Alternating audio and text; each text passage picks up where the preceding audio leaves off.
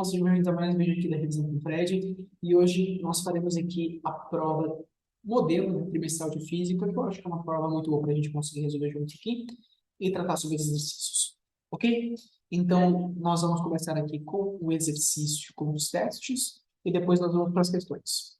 Então, primeiro nós temos aqui. Primeiro nós temos o teste 1, e ele diz aqui um dado, né, note a dot, que é o seguinte, que quando a gente precisar usar, a gente pode recorrer a 3 vezes a oitava metros por segundo para falar sobre velocidade da luz, ok? Então, escolha a opção que associa as colunas da tabela abaixo, de modo a complementar corretamente as colunas pontilhadas das reações nucleares indicadas na coluna acima.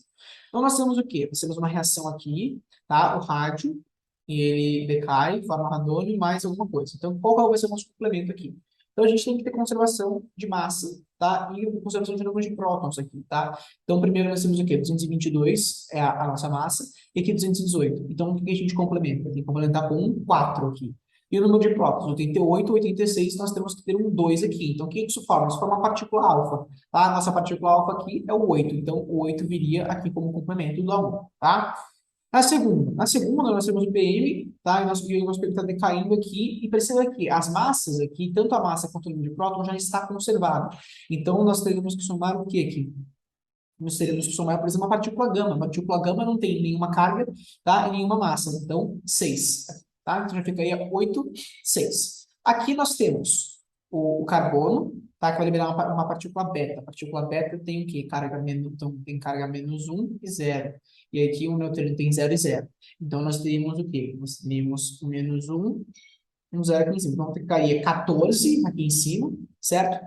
E para ficar somado, então 7, por exemplo, que é o nosso aqui, nosso nitrogênio. 7 menos 1, 6. Então, quem vem aqui é o nosso nitrogênio. Fica 8, 6, 2. Tá? E aqui, o que vai acontecer? Nós temos que ter a conservação de um lado e do outro. Então, aqui é um pósitron. Pósitron tem mais 1. Então, aqui tem que ser mais 12 aqui embaixo. E 23, 23, 12, que é o nosso magnésio. Então, a resposta seria 8, 6, 2 e 1. Alternativa C. Ok? Bora para o próximo teste. Hoje ninguém consegue imaginar uma residência sem eletrodomésticos, aparelho de TV, aparelho de som, geladeira, máquina de lavar, etc. Uma geladeira possui força contra-eletromotriz de 220 volts. Quando ligada a uma tomada, ela dissipa uma potência de 49 watts. Nessas condições, a resistência interna da enceradeira em ohms vale quanto? Então, vamos ver aqui. Então, vamos ver aqui o seguinte. Passar aqui. Então, lá. Então, ok. Então, o que ele diz para a gente? Ele diz para a gente a força contra-eletromotriz, nessa certo de 220 volts. Ele diz para a gente também, vamos olhar aqui. Ele diz para a gente a força da contra-eletromotriz, ele diz para a gente a voltagem DDP de uma tomada e a potência. Ok. Então, considerando que ele bom, considerando que então, U é igual a P'. Nossa, se eu dividir aqui. U vai ser igual ao nosso E' mais R' vezes I. Certo? Primeiro a gente está falando do nosso gerador, certo? Da nossa tomada, que vai estar gerando energia. Então, o VDP da tomada 227 é igual à força eletromotriz, com a força eletromotriz que ele deu para a gente, contra a eletromotriz 220, certo? Mais R' vezes I. Então, a gente sabe que R' vezes I é igual a 7. Perdão. É igual a 7. Essa é a primeira instância, tá? Bom, ele também disse que a potência dissipada, ou seja, ele dissipa uma potência de 49 volts. Então, vamos lá. A potência dissipada não é mais nada menos que igual a R' vezes I ao quadrado, certo? Então, se a potência dissipada é 49, a gente vai ter 49 é igual. Isso aqui é a mesma coisa que colocar, por exemplo, R' vezes I. R' vezes I, a gente sabe que é 7, então 49 é igual a 7 vezes I. E é igual a 7 ampere. Ok. Agora a gente sabe a resistência interna, então a resistência interna vai ser o quê? R', né, substituindo essa aqui, vezes 7 é igual a 7. Então, o nosso R' é 1 ampere, não, é 1 ohm, ok? Então, isso dá a nossa alternativa A. Ok, bora para o próximo teste. Algumas teorias do início do século XX tiveram um grande impacto sobre o desenvolvimento da física, servindo como base para grandes avanços no campo da astronomia, eletrônica, das telecomunicações, da medicina, entre outros. Sobre o aspecto de alguma dessas teorias e suas implicações, é cenário que for correto. Então, a radiação eletromagnética manifesta essencialmente propriedades ondulatórias em processos de absorção de emissões de propriedades corpusculares em processos de interferência e de difração. Então, a pegada é, perceba que a radiação eletromagnética manifesta essencialmente propriedades ondulatórias. Não é essencialmente. Por quê? Porque nós temos duas exceções. A gente pode considerar, na verdade, a luz como sendo tanto partícula como sendo onda, tá? Então, nesse caso aqui em específico, a 2 estaria errada por conta desse essencialmente. 4. O principal processo de produção de energia da superfície do Sol corresponde à fusão de átomos de hidrogênio para formar átomos de hélio. Perfeito. Em um feixe de luz monocromático, cada fóton transporta uma quantidade de energia proporcional à frequência associada a cada feixe. Sim, um fóton, certo? Cada um fóton transporta uma certa quantidade de energia, que varia dependendo da sua frequência. Então, certinho. A constante de Planck está relacionada ao caráter discreto de energia. Sim, a gente sabe que a constante de Planck, a gente sabe que a energia liberada por um fóton é H vezes zero. Então, está relacionada à quantidade de energia que você está liberando.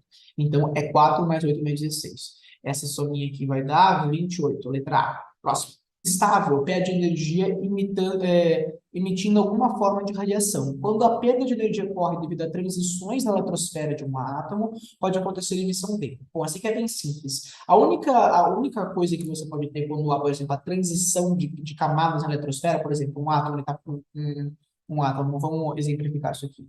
Tá? Quando a gente tem transições de nível na eletrosfera, nós temos o seguinte: nós temos o núcleo aqui do átomo e ele tem camada, certo? Quando ele pula daqui para cá, tá? Ele vai pular de um nível para o outro, tá? Com auxílio de uma certa absorção de energia, tá? Mas quando ele volta, quando a volta, ele vai estar liberando essa energia em forma de luz, que é o nosso fóton, tá?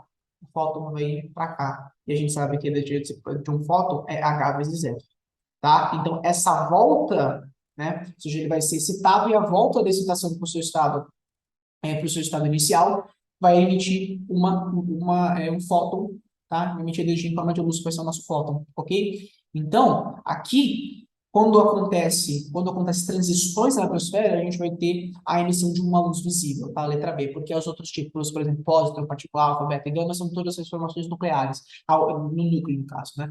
Então, a única que tem transição, a única que tem relação com a eletrosfera é a emissão de luz. Então, letra B de bola. Próximo. A gente sempre está falando do efeito fotoelétrico, então vamos ver as proposições que ele está dizendo aqui. A energia dos dielétrons removidos da lâmina pelos fótons não depende do tempo de exposição ao incidente. Isso está correto. Por quê? Porque realmente não depende. A energia dos fótons é H vezes F, então depende exclusivamente da frequência. Então isso aqui está correto, porque realmente não depende do tempo de exposição. A energia dos elétrons removidos aumenta com o aumento do comprimento da onda de luz incidente. Então é o seguinte, a energia do fóton é H vezes F, então depende exclusivamente da frequência. A frequência vai aumentar se a gente diminuir o comprimento de onda. Então, essa alternativa vai estar errada, porque o aumento do comprimento de onda vai diminuir a frequência, tá? E, por consequência, vai diminuir a energia. Então, essa aqui está incorreta. Os fótons incidentes na lâmina metálica, para que removam elétrons da mesma, devem ter uma energia mínima, certo?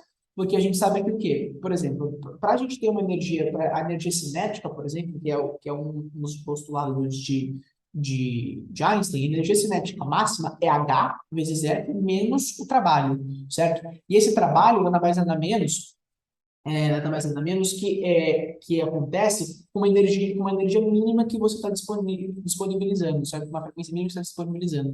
Então, isso aqui está correto, tem uma energia mínima para ser desprendida. Ok? E o 4. A energia de cada elétron removido da lâmina é igual à energia do fóton que removeu. Não necessariamente. Tá? A energia de cada elétron depende de cada frequência. Cada frequência tem uma energia de cada fóton removido diferente. Então, isso aqui está incorreto. Então, a gente pode concluir que a 1 e a 3 estão corretas. Essa é a alternativa C de casa. Bora para o próximo exercício. A de potência 200 watts emite um feixe de luz de comprimento de 600 nanômetros. Esse feixe de luz incide sobre uma superfície metálica, excitando e arrancando a mesma no número N de elétrons. Bom, ele deu a constante de Planck, deu que um eletronvolt mede 1,6 vezes 10 a menos 9 Joule, e a função do trabalho do metal é 1,2 eletronvolt. Então, é correto afirmar o seguinte: a energia cinética dos elétrons está de aproximadamente 0,9 volts. Então, vamos primeiro calcular a energia cinética. Bom, primeiro, nós sabemos que a fórmula para a energia cinética, tá, é igual a H vezes E menos trabalho. A gente tem que ter isso em mente, certo? Então, para isso, nós temos que achar a nossa frequência, certo? Então, primeiro, nós sabemos que a lambda são 600 nanômetros. Então, esses 600 nanômetros, pessoal, equivalem a quantos? Aqui, ó, 600 nanômetros. É a mesma coisa que você fazer 600 vezes 10 a menos 9 metros. Então, C, que é a velocidade da luz, é igual a lambda vezes F. C é 3 vezes 10 a oitava metros por segundo. Lambda é 600 vezes 10 a menos 9 vezes a nossa frequência. Então, a frequência vai ser isso dividido por isso, que vai dar 5 vezes 10 a 14 Hz. Ajustando todas as casas decimais. Ok, nossa frequência é essa, certo? Então, agora nós vamos calcular a energia do fóton, porque H vezes F não é mais nada menos que a energia do fóton. Então, vamos lá. 3. Energia do fóton é igual a H vezes E. Energia do fóton é igual, vamos ver aqui o valor de H, que está anotadinho. O valor de H é 6,6 vezes 10 a menos 34, então 6,6 vezes 10 a menos 34, vezes a nossa frequência, que é 5 vezes 10 a 14. Então, a energia do fóton, 0,3 vezes 10 a menos 19 Joule. Ok, a energia do fóton é essa. Tá? Só que a gente está trabalhando, o trabalho que nos foi fornecido está em eletronvolt. Então, a gente tem que transformar essa energia que a gente achou em Joule em eletronvolt. A gente sabe que 1 eletronvolt vale quanto Joule? Vale 1,6 vezes 10 a menos 19 joules. Então, 3,3 vezes 10 a menos 19 joules vão valer quantos eletronvolts? Tá? Então, a gente tem que fazer essa divisão. 3,3 vezes 10 a menos 19 sobre 1,6 vezes 10 a menos 19. Essa divisão aqui vai dar 2,0625 eletronvolt. Ok? Isso aqui é quanto a energia dissipada por um fóton, certo? Ok, essa é a terceira coisa. Agora, a quarta coisa é calcular a energia cinética. Energia cinética, nada mais nada menos que a gente viu aqui, é a energia dissipada por um fóton menos o trabalho. Então, a gente achou aqui 2,0625 menos o trabalho que ele deu, que é 1,2. Isso aqui vai dar aproximadamente 0,9 eletronvolt. Então, vamos ver aqui as alternativas. A primeira, a energia cinética da eletricidade é aproximadamente 0,9 eletronvolts. Já está correta, a letra A. A energia dos fótons é de 1,6 eletronvolts, no antigo é de aproximadamente 2,0625. A função trabalho do metal aumenta com a potência, entendeu? Se aumentarmos a frequência da luz, diminui a velocidade dos elétrons. Não, a gente viu que se a gente é, que se a gente aumenta a frequência, a gente vai aumentar a velocidade dos elétrons estados. Se a energia cinética dos elétrons estados já é aproximadamente 2. Não, isso é energia do fóton. Então, a letra A é a correta. Vamos para o teste 7. Este é um teste teórico, que é o seguinte. Experimento 1. O carrinho de material isolante é colocado sobre trilhos e preso a duas molas. Sobre ele é fixado um ímã conforme a figura A. O conjunto é deslocado 20 centímetros à direita e em seguida liberado. Ocorre, então, um movimento oscilatório, diminuindo gradativamente a amplitude até o repouso devido às forças de atrito. O experimento é repetido fixando-se uma bobina, e isso faz com que, durante o movimento oscilatório, o ímã penetre no interior da bobina, sem então tocá-la, não havendo, portanto, nenhuma força adicional de atrito. E o G é o galvanômetro, tá? Então, quais são as proposições que ele fez aqui? O experimento 2 proporcionará, no caso esse aqui, proporcionará o aparecimento de uma corrente elétrica, de uma corrente induzida na bobina. Sim, de fato. Por quê? Quando você tá aproximando o ímã, você está fazendo uma alteração nesse fluxo. A alteração de fluxo vai acabar gerando uma corrente elétrica induzida. Então, a primeira está correta. Segundo, o experimento 2 proporcionará o aparecimento na bobina de uma corrente induzida sempre no mesmo sentido, não necessariamente. Porque nós vimos aqui pela lei de Faraday-Newman, que é o seguinte: quando nós aproximamos, nós vamos estar formando uma corrente no sentido, porque se aqui for de norte, a nossa bobina vai criar norte, ou seja, para repelir isso. Isso vai criar corrente no sentido. Conforme nós vamos afastando, aqui na nossa bobina vai ter um polo sul, certo? De atração. Então vai ser sempre o oposto, certo? Então o que vai estar acontecendo aqui? Vai ter duas correntes de sentidos diferentes. Uma quando tá no polo norte, outra quando está no polo sul, por conta da alteração do sentido do campo, ok? Então, não, essa aqui está incorreta, não vai ser sempre no mesmo sentido. Acepção 3. Acepção 3 diz o seguinte: a presença da bobina dá origem a forças magnéticas. Daqui, beleza. Diminuindo o tempo para o sistema em que alguém repousa atualmente o instrumento 1. Isso está correto. Por quê? Quando a gente está aproximando o nosso mínimo, vai criar forças eletromagnéticas, dependendo da orientação do campo, com a orientação do campo.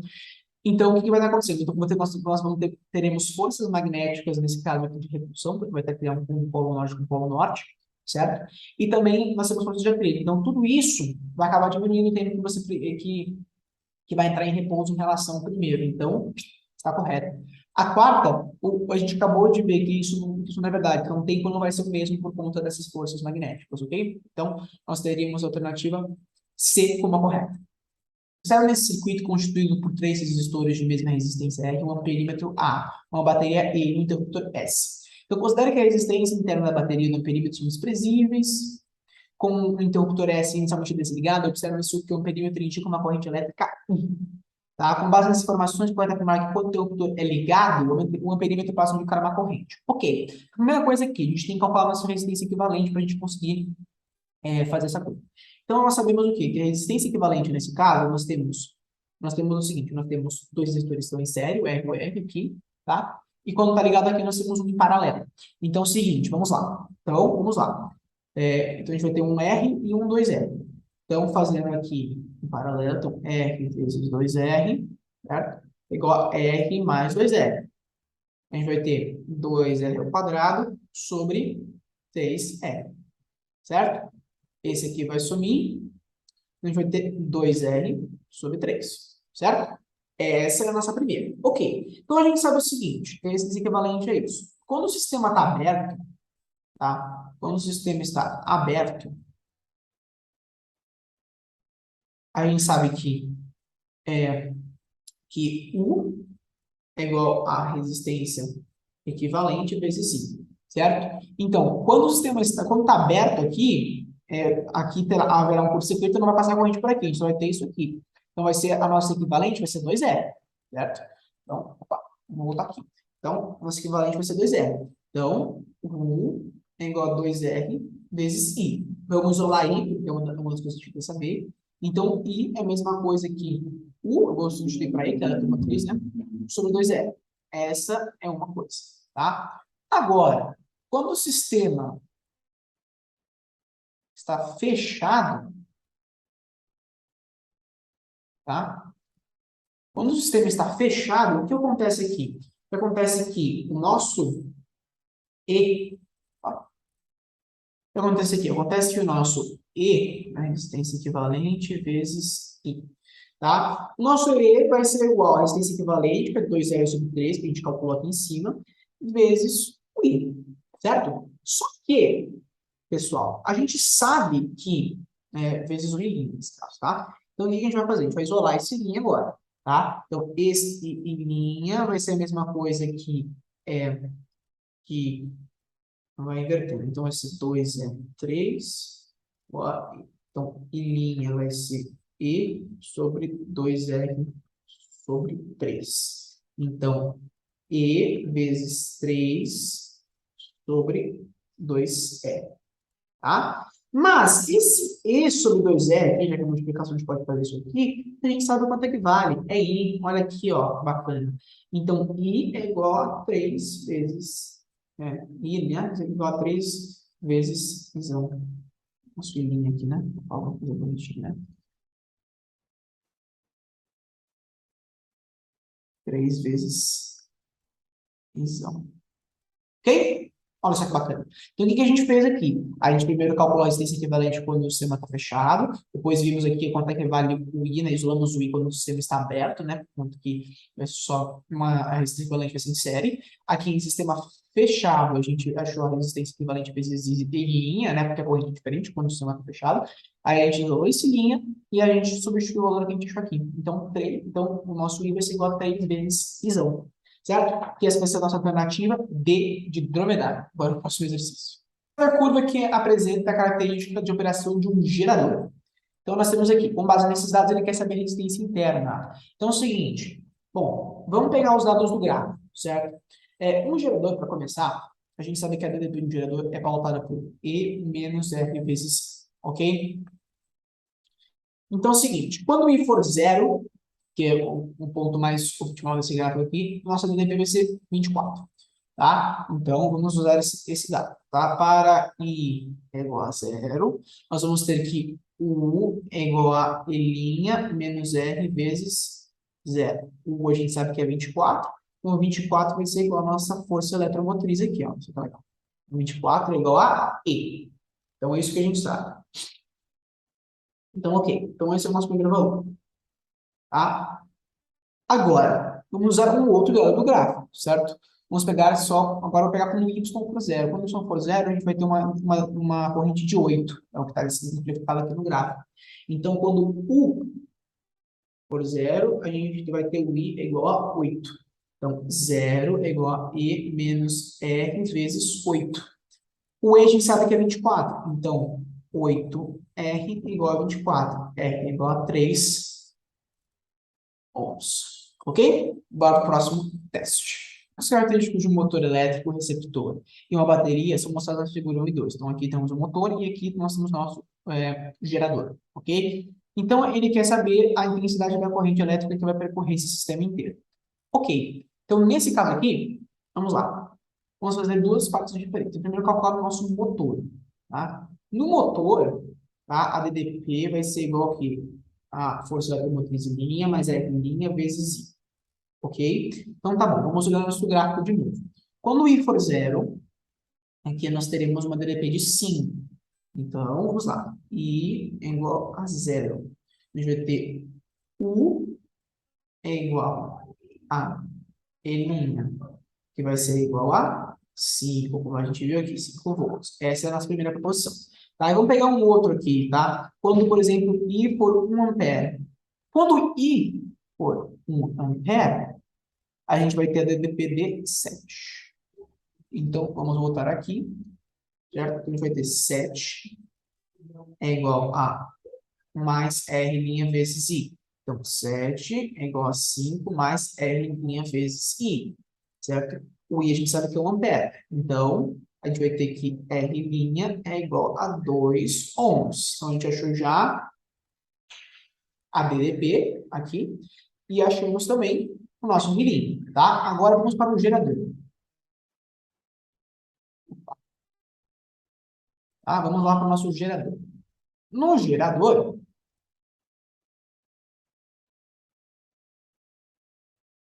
a gente vai ter que U é igual a E menos R',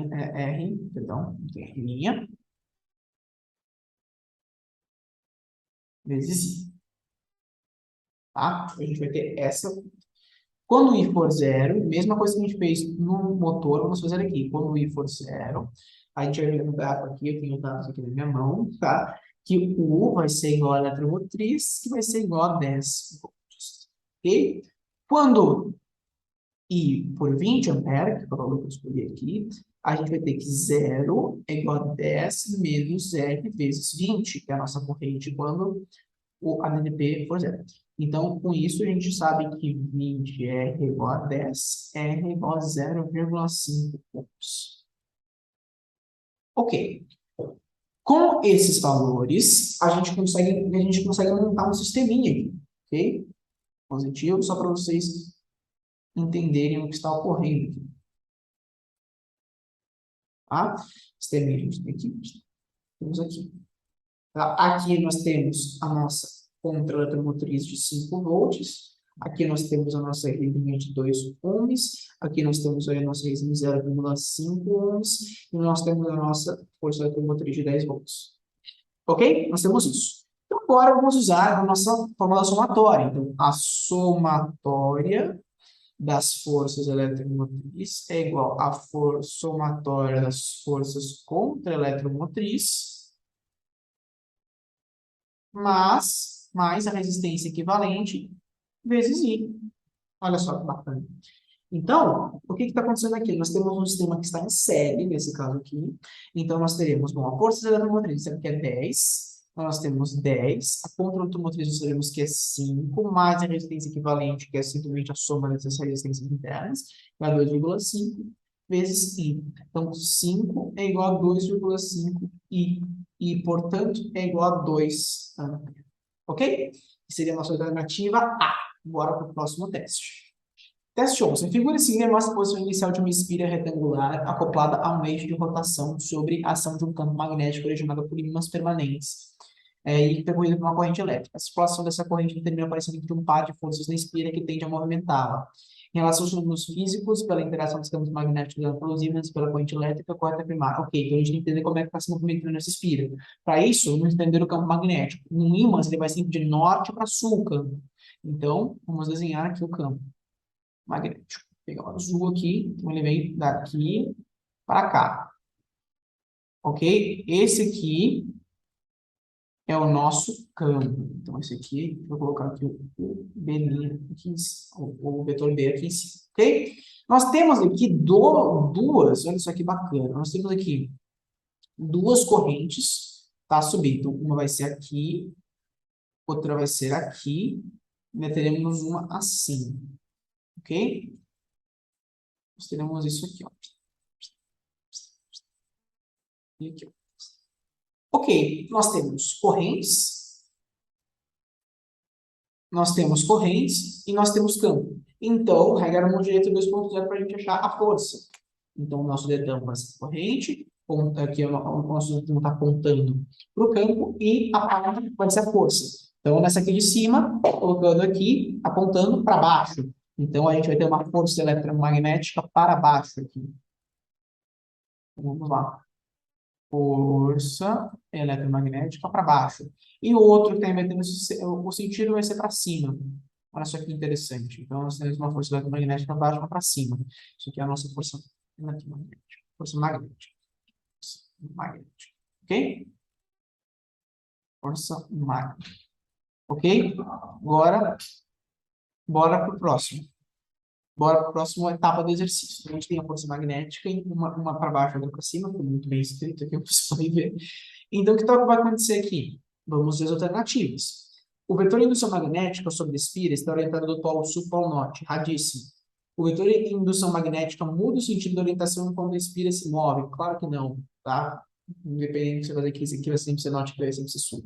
A espira, percorrida pela corrente I, tende a se mover no sentido horário quando vista de frente. Então, quando a gente está vendo de frente, o que vai estar acontecendo aqui? Vai vir do norte para o sul. Então, vai vir do sentido horário, pessoal. Aqui. Está direitinho aqui. Pronto. Vai vir no sentido horário. Então, a gente vai fazer o seguinte: vai vir daqui para cá, tá? Do norte para o sul. Então, a espira vai estar se movendo assim, ó. Então, vai ser a espira percorrida pela corrente I tende a mover-se no sentido horário quando vista de frente. Essa aqui é a alternativa C de casa. Ok? Bora para o próximo exercício. Os isótopos de O16 e O18 de oxigênio diferenciam-se por dois nêutrons. Então, sendo que são isótopos, significa que eles têm a mesma quantidade de prótons, tá? Então, por que eles têm massas diferentes? Porque, de fato, o O18 aqui tem dois nêutrons a mais que o outro. Então, a primeira está certa. Sendo 2.400 anos a meia-vida do plutônio 239, sua massa de 600 gramas reduzir-se a 200 gramas após 72 mil anos, então vamos ver se essa afirmativa está correta. Bom, nós temos o seguinte, que 600 gramas vai reduzir metade para 300 gramas, tá? E depois vai reduzir mais para 150 gramas, tá? Então, o que a gente tem? Ele diz que a meia-vida é de 24 mil anos. Então, a gente tem 24 mil anos aqui e 24 mil anos aqui. A gente sabe, portanto, que o ΔT são 48 mil anos. Ou seja, são 48 mil anos e ele quer saber o seguinte, o que acontece, ele vai se reduzir para 200 quando for 72 mil anos. 200 está entre 300 e 150, é bem menos que 72 mil anos. Então,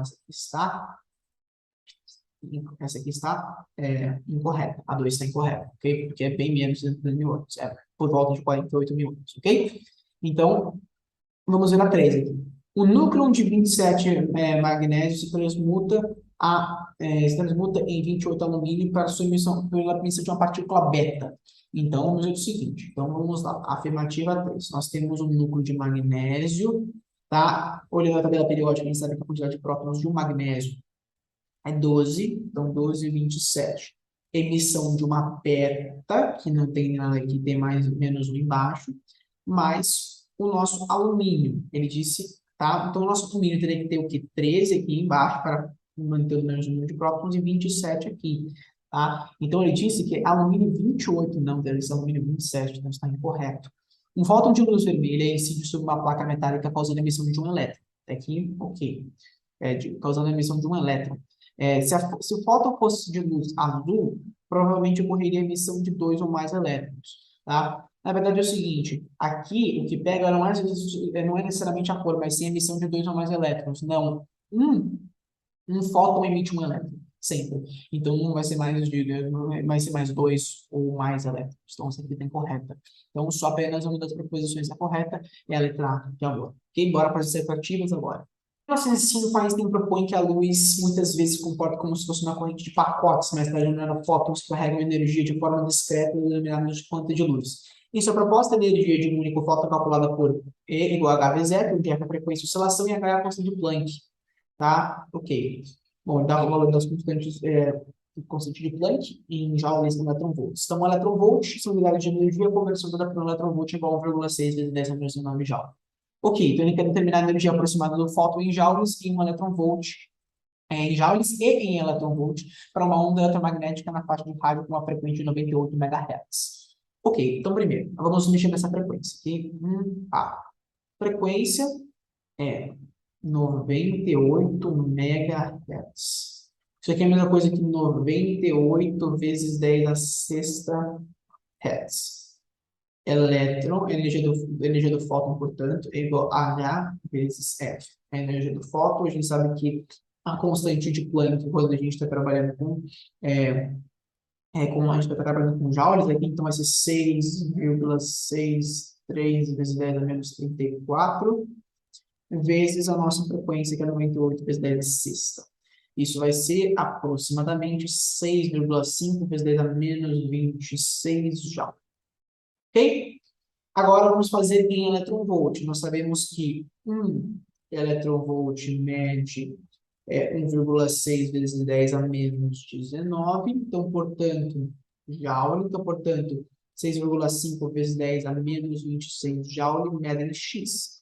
Isso aí vai dar aproximadamente 4,1 vezes 10 a menos 7 eletronvolts. Ok? No exercício, matamos já. Olha só que de boa. Agora, a letra A, bom, agora vamos ver aqui a letra B. A letra B é o seguinte, calcule aproximadamente o comprimento de onda de um fóton cuja energia vale 2,06 eletronvolts. Então é o seguinte, nós sabemos que a energia é igual a H vezes F. Ok? Então nós sabemos que a energia é 2,06 eletronvolt. O H, no nosso eletronvolt, é 4,14 vezes 10 a menos 15 vezes frequência. Então, a frequência vai ser 2,06 dividido por 4,14 vezes 10 a menos 15. Isso vai dar aproximadamente, né, tornando tudo aqui, 5 vezes 10 a 14 Hz, essa frequência. Certo? Ele quer saber o comprimento de onda, então a velocidade da luz é C igual a lambda vezes F. Então, 3 vezes 10 oitava, a lambda vezes 5 vezes 10 a 14. Então, o lambda vai ser 6 vezes 10 a menos 7. Ok? Matamos o B. Bora para o segundo. Para estudar a dosagem ideal de um antibiótico, um grupo de pesquisa sintetizou o composto antibacteriano linezolida, marcado com radioisótopo flúor 18. Radioisótopo foi produzido de um acelerador de partículas na forma de fluoreto de potássio e foi posteriormente empregado na síntese da molécula do antibiótico. O estudo de distribuição do medicamento nos tecidos corpóreos foi feito com uso de tomografia e emissão de pósitrons, que é decorrente de partículas beta, que mais um, emitidas ao longo do tempo do decaimento radioativo do flúor. O decaimento desse radioisótopo, representado no gráfico a seguir, é emitido também um neutrino, uma espécie de carga sem massa. Então, ele quer saber o tempo de meia-vida do flúor em minutos. Então, ó, então a gente tem que ir 100% para 50%, seria mais ou menos aqui. Como a gente tem que ter mais aptidão matemática, olha só o que ele deu aqui. Depois ele deu quando é que vai cair a 25%. Ele deu que vale 220.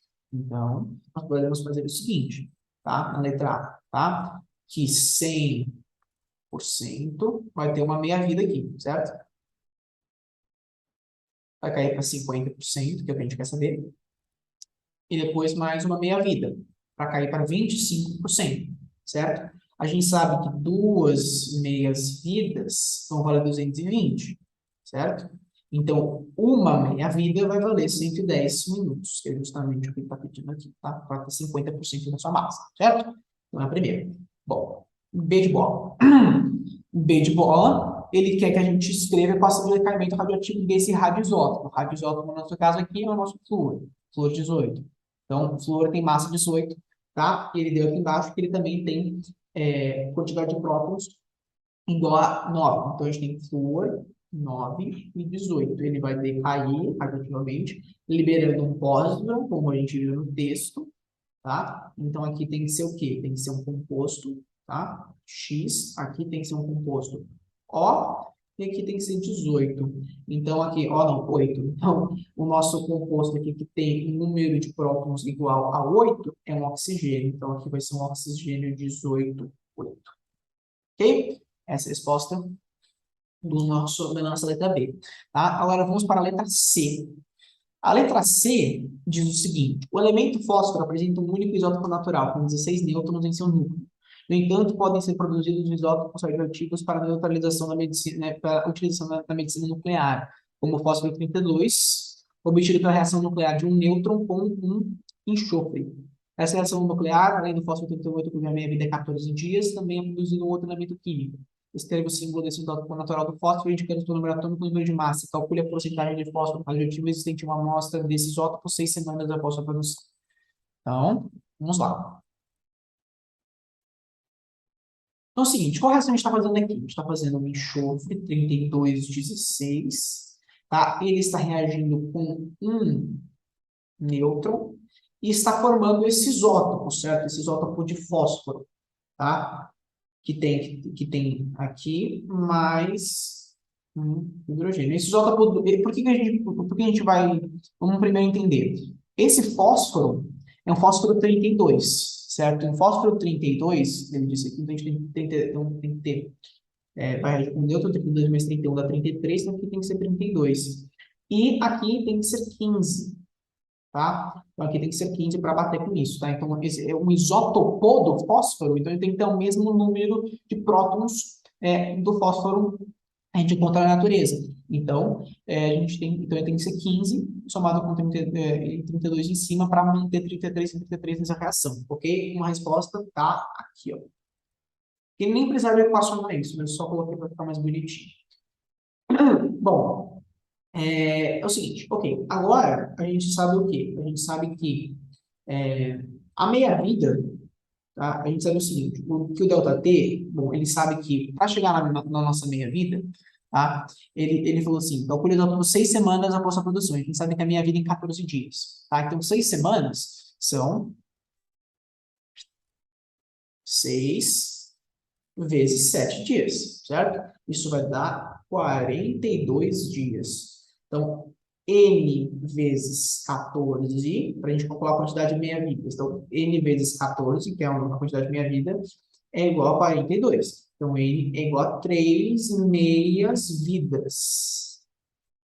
Ok? Que a gente consegue achar aqui, certo? Então, são 3 meias-vidas que passaram.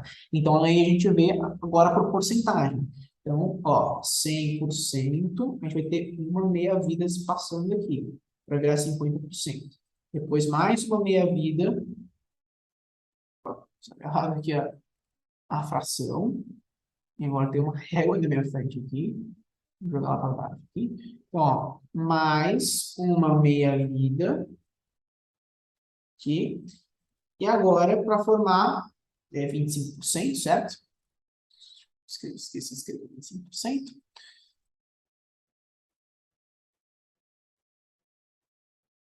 E depois mais uma meia-vida, nossa terceira, né, que a gente acabou de calcular, para dar 12,5%, que é a nossa massa, é a nossa porcentagem final. Uma partícula de massa 9,1 vezes 10 a menos 31 e carga Q 1,6 vezes 10 a menos 19 penetra com velocidade v igual a 4,4 vezes 10 a sexta metros por segundo numa região onde existe um campo de indução magnética uniforme perpendicular à trajetória da partícula e sentido para fora do papel. Então, a gente está vendo a figura aqui. Então, primeiro ele quer que a gente calcule a força que B exerce. Então, é uma força magnética, certo? Então, vamos calcular aqui no começo. A força magnética é B vezes o módulo da carga, vezes B, a vezes seno de θ. Ok? Então, como eu disse que é perpendicular, a intensidade de 90 que é 1. Então, ó, a gente sabe que a força magnética é igual ao campo que ele deu, né? O campo ele diz que é 10 a menos 3. A carga ele também deu que é 1,6 vezes 10 a menos 19. E a velocidade ele também deu que é 4,4 vezes 10 a sexta. Fazendo essa continha, a gente sabe que o campo, que é a força magnética, é 7,04 vezes 10 a menos 16 newtons. Essa é a primeira. Bom, agora a segunda. Qual a direção dessa força em relação à trajetória da partícula? Então, o que a gente tem que fazer aqui? Usar uma outra regra da mão direita, na qual o nosso dedão é a velocidade, os nossos dedos apontam aqui são o campo, e a nossa palma é o, a força, né, o empurrão. Então, se ele está saindo do plano, a gente tem que comparar aqui o dedão e saindo, então ele está assim. Então, ó, quando a gente dá o tapa, vai estar o quê? Para a direita dessa partícula. Então, vamos fazer aqui, para deixar bem claro para os senhores aqui. Então, aqui ó, vai estar na direita dessa partícula, tá para cá, ok? Então, onde ele vai estar? Ele vai estar perpendicular à velocidade e, como consequência, perpendicular a essa trajetória, certo? Então, a resposta da B, nesse caso aqui, ó, a resposta da B, nesse caso, vai ser o quê? Vai ser F é perpendicular à trajetória, ok? Vamos ver a C.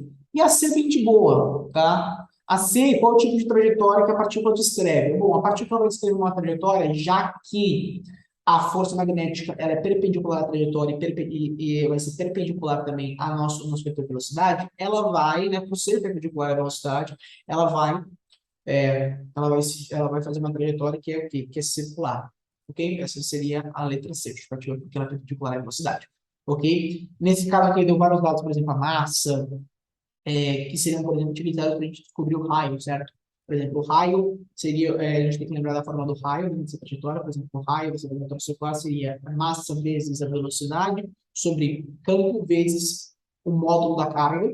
E se a gente quiser descobrir o período também, era 2π vezes massa sobre o nosso campo vezes o módulo da carga. Ok? Vamos para o quarto.